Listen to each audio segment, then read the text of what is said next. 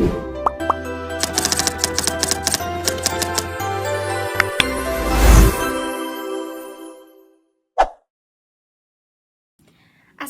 warahmatullahi wabarakatuh. Perkenalkan, nama saya Intan Sukmalasari dari kelas 1B.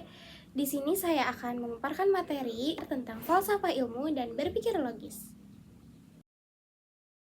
Falsafah ilmu dan berpikir logis. Apa sih falsafah ilmu dan berpikir logis itu? Mari kita simak pembahasannya. Falsafah adalah pandangan hidup. Istilah filsafah atau filsafat berasal dari kata Yunani yaitu philosophia, yaitu Philips yang berarti cinta, sophia yang berarti kebijaksanaan atau pengetahuan. Filsafah bertujuan untuk menyelidiki alam semesta dan kehidupan melalui pemikiran sistematis dan rasional, serta menghasilkan pandangan hidup yang digunakan sebagai pedoman dalam pengambilan keputusan dan bertindak. Jadi falsafah itu adalah pengetahuan dan pedoman kita dalam pengambilan keputusan dan bertindak. Lalu, filsafat itu ada cabang-cabangnya. Yang pertama, ada epistemologi atau teori, yaitu pengetahuan membahas bagaimana kita mendapatkan pengetahuan. Nah, gimana sih sekarang saya sebagai mahasiswa untuk mendapatkan pengetahuan, yaitu dengan cara belajar, mengikuti kelas, dan mencari informasi-informasi dengan sendiri, baik di jurnal, di web, di internet, dan lainnya. Selanjutnya ada ontologi, yaitu teori hakikat yang bahasanya tentang hakikat segala sesuatu yang menghasilkan pengetahuan. Ontologi ini cabang filsafat yang mengkaji hakikat atau esensi dari segala sesuatu yang ada atau yang terwujud. Ontologi ini mempertanyakan apa yang sebenarnya nyata, bagaimana suatu bisa ada, dan apa sifat dasar realitas itu.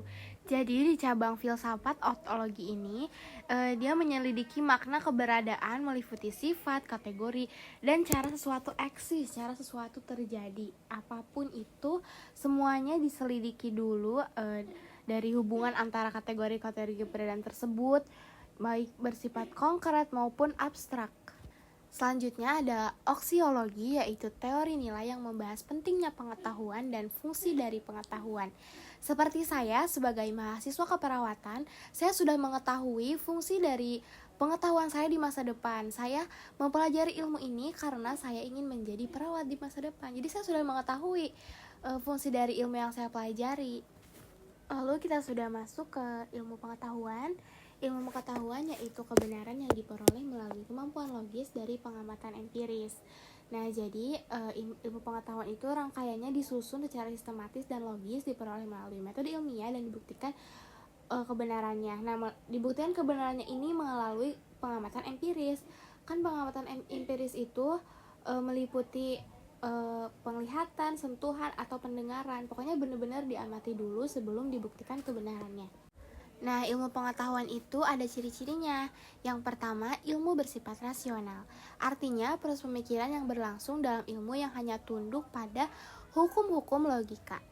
Jadi, ilmu diperoleh dan dijelaskan melalui penggunaan akal, logika, dan penalaran.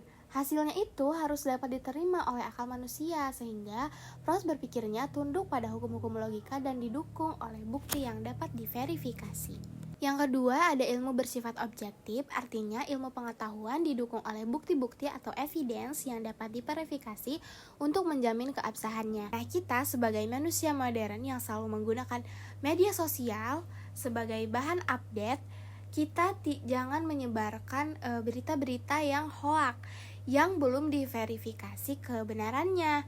Kita harus sebelum kita mau menyebarkan berita baik di media sosial, baik secara lisan, kita harus membuktikan dulu, kita harus menelusuri dulu, benar gak sih berita yang kita sebarkan ini, apakah pantas untuk kita sebarkan ke orang lain.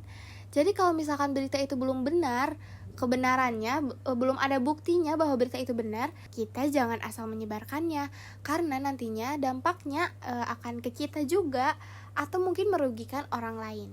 Lalu yang ketiga ada ilmu bersifat matematikal, yakni cara kerjanya runtut berdasarkan patokan tertentu yang secara rasional dapat dipertanggungjawabkan dan hasilnya berupa fakta-fakta yang relevan dalam bidang yang ditelaahnya. Jadi ternyata teman-teman di ilmu pengetahuan ini ada matematikanya juga ya. Maksud dari matematika di ilmu pengetahuan ini Ilmu itu harus bersifat logis dan rasional. Nah, matematika dapat memberikan kerangka berpikir sistematis dan rasional yang memupuk kemampuan berpikir logis dan analitis, seperti yang tadi kita pelajari di cabang yang kedua, di ciri yang kedua. Nah, bahwa memang benar ilmu itu harus kita verifikasi dulu kebenarannya. Jadi kita harus menganalisis dulu, benar gak sih pengetahuan yang sudah kita dapatkan ini. Lalu yang keempat, ilmu bersifat umum atau universal dan terbuka, artinya harus dapat dipelajari oleh tiap orang, bukan untuk sekelompok orang tertentu. Nah, jadi ilmu itu harus bisa dipelajari oleh semua orang. Kalau kita mendapatkan pengetahuan yang baru, jangan kita keep aja untuk diri sendiri. Kalau misalnya pengetahuan itu baik, selagi pengetahuan itu baik ya kita sebarkan aja kepada orang lain. Mungkin orang lain ada yang belum tahu pengetahuan yang kita ketahui. Lalu ilmu bersifat akumulatif dan progresif, yakni kebenaran yang diperoleh selalu dapat dijadikan dasar untuk memperoleh kebenaran yang baru sehingga ilmu pengetahuan maju dan berkembang. Nah, seperti yang saya jelaskan di ilmu bersifat umum, ilmu itu jangan di-cap aja untuk diri sendiri. Mungkin tujuannya ini ya, jadi kita harus saling memberi ilmu, memberi pengetahuan kepada orang lain. Nah, dengan kita saling berbagi ilmu, kita pasti bakal mendapatkan pengetahuan baru, ilmu baru dari orang lain, updatean terbaru tentang pengetahuan yang kita ketahui. Nah, seperti kita ya, manusia juga kan berkembang. Kita tidak langsung aja menjadi manusia modern seperti sekarang, tapi kita ada revolusinya dari dulu. Dari manusia purbakala hingga menjadi sekarang, zaman serba maju ya, teknologi serba maju, serba ada, sekarang itu serba gampang. Nah, seperti ilmu pengetahuan juga begitu. Ilmu itu berevolusinya cepat, teman-teman. Yang terakhir yaitu ilmu bersifat communicable, artinya dapat dikomunikasikan atau dibahas bersama dengan orang lain. Nah, seperti yang tadi, kita sebagai makhluk yang bersosial, pastinya kita akan berkomunikasi dengan orang lain ya. Tentang apa saja kita bisa berkomunikasi agar kita mendapatkan pengetahuan baru dari orang-orang sekitar. Jadi jadikanlah orang-orang sekitar kita itu sebagai sumber pengetahuan baru untuk kita belajar. Jadi lumayan kan kalau misalkan kita dapat ilmu-ilmu baru dari orang lain yang bahkan belum kita ketahui sebelumnya. Jadi bersosialisasi itu bagi kita sangat penting. Bahkan hanya dengan bersosialisasi, berkomunikasi dengan orang, kita bisa mendapatkan pengetahuan baru. Baik, sekian penjelasan tentang falsafah ilmu dan berpikir logis dari saya. Mohon maaf bila ada perkataan dan tutur kata yang salah. Wassalamualaikum warahmatullahi wabarakatuh.